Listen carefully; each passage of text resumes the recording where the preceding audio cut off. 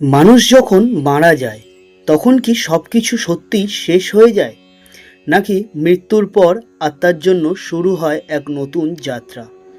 হিন্দু শাস্ত্র, বিশেষ করে গরুড় পুরাণে বলা হয়েছে, মৃত্যুর পর আত্মা সঙ্গে সঙ্গে অন্য জগতে চলে যায় না।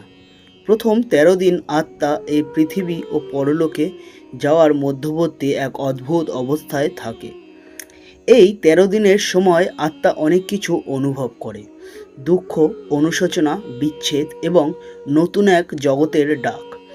আজকের এই ভিডিওতে আমরা গল্পের আকারে জানব মৃত্যুর পর আত্মার সেই রহস্যময় ১৩ দিনের যাত্রার কথা। নমস্কার, আমি আকাশ। পুরাণ পর্ব ইউটিউব চ্যানেলে আরেকটি নতুন ভিডিওতে আপনাদের সবাইকে স্বাগত।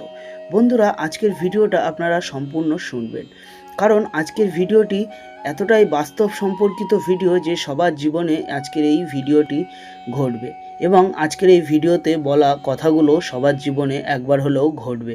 কারণ মানুষ জন্মেছে মানে মানুষকে মৃত্যুবরণ করতেই হবে। সেই কারণে মৃত্যুকে ভয় না করে মৃত্যুকে আনন্দের সহিত উপলব্ধ করুন এবং মৃত্যুকে ভয় পাবেন না। কর্ম ঠিক করবেন, কর্ম ভালো করবেন, অবশ্যই আপনার ফলও ভগবান ভালোই করবে। তো চলুন তাহলে আমরা জেনে নিই মৃত্যুর পরে এবং সেই মানুষটির যে শ্রাদ্ধ শান্তির কাজ হওয়ার আগের যে ১৩ দিন, সেই ১৩ দিনের যে যাত্রা, সেই যাত্রাটাই কতটা কষ্টদায়ক ও কতটা বেদনাদায়ক সেটিই জানবো আজকের এই ভিডিওতে। চলুন তাহলে সরাসরি গল্পে যাওয়া যাক। একটি ছোট গ্রামে বাস করতেন এক ভদ্রলোক। তার নাম ছিল মধুসূদন। তিনি সাধারণ মানুষ ছিলেন। জীবনে অনেক ভালো কাজ করেছেন, আবার কিছু ভুলও করেছেন। একদিন হঠাৎ অসুস্থ হয়ে তিনি মৃত্যুবরণ করলেন। মধুসূদনের শরীর তখন নিস্তেজ হয়ে পড়ে আছে, কিন্তু আশ্চর্যের বিষয়, তার আত্মা তখনও সব কিছু দেখতে পাচ্ছিল। সে দেখল তার পরিবার কান্না করছে, সবাই তার দেহের চারপাশে দাঁড়িয়ে আছে। সে তাদের ডাকতে লাগলো, আমি তো এখানেই আছি, তোমরা আমাকে কেন শুনতে পাচ্ছ না? কিন্তু কেউ তার কথা শুনতে পেল না। তখন মধুসূদন বুঝতে পারলেন তিনি আর জীবিত নন। বন্ধুরা, এইটা ছিল একটা সাধারণ গল্পের উদাহরণ।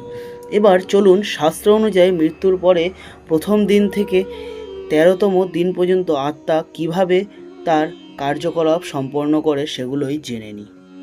প্রথম দিন। শাস্ত্র অনুযায়ী মৃত্যুর পর প্রথম দিন আত্মা নিজের বাড়ির আশেপাশেই থাকে। মধুসূদনের আত্মা দেখছিল তার পরিবারের কান্না, তাদের দুঃখ। সে খুব কষ্ট পাচ্ছিল। সে নিজের দেহের কাছে দাঁড়িয়েছিল, কিন্তু সেই দেহে আর ফিরে যেতে পারছিল না।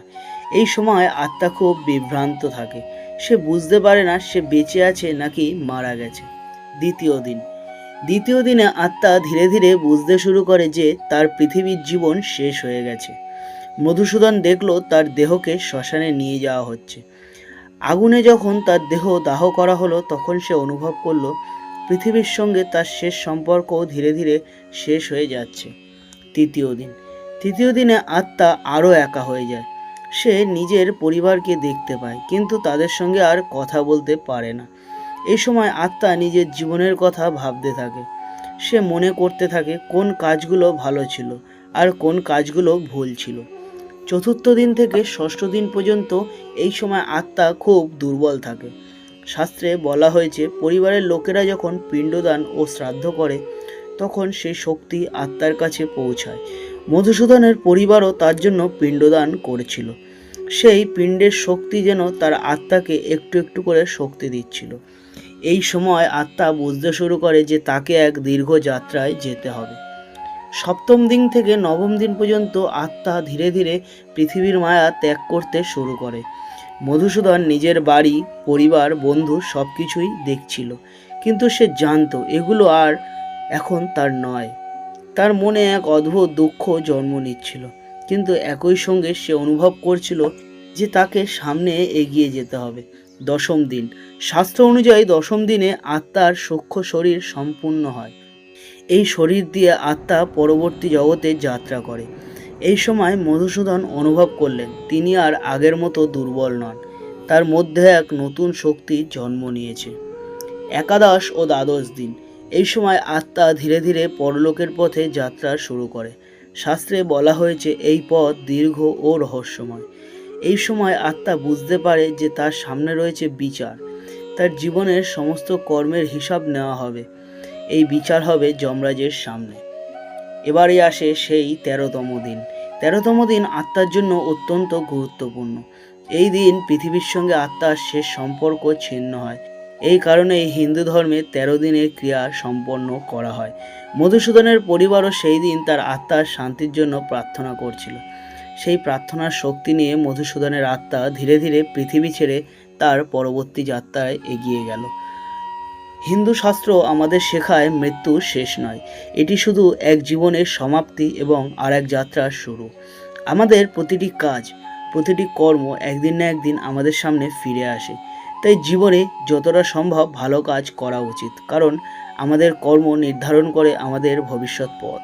ভিডিওটি ভালো লাগলে লাইক করবেন এবং ভিডিওতে বলা কথাগুলো ও আত্মার এই 13 দিনের যাত্রা, এই কথাগুলো বা শাস্ত্রে বলা কথাগুলো আপনাদের যদি ভালো লেগে থাকে তাহলে অবশ্যই কমেন্ট করে আপনাদের মতামত জানাবেন। চ্যানেলটি শেয়ার করবেন, চ্যানেলটিকে সাবস্ক্রাইব করবেন, ভিডিওটি বেশি বেশি করে শেয়ার করবেন। আর এরকম আরও ধর্মীয় আধ্যাত্মিক গল্প শুনতে চ্যানেলের পাশে থাকবেন ও পাশে থাকা বেল আইকনটা অবশ্যই প্রেস করে দেবেন। দেখা হবে পরবর্তী কোনো একটা ধর্মীয় আধ্যাত্মিক রহস্যময় পুরাণতাত্ত্বিক ভগবানের কথা নিয়ে। ততক্ষণের জন্য ভালো থাকবেন, সুস্থ থাকবেন এবং সদা সর্বদা আমার এই চ্যানেলের সঙ্গে যুক্ত থাকবেন। ধন্যবাদ।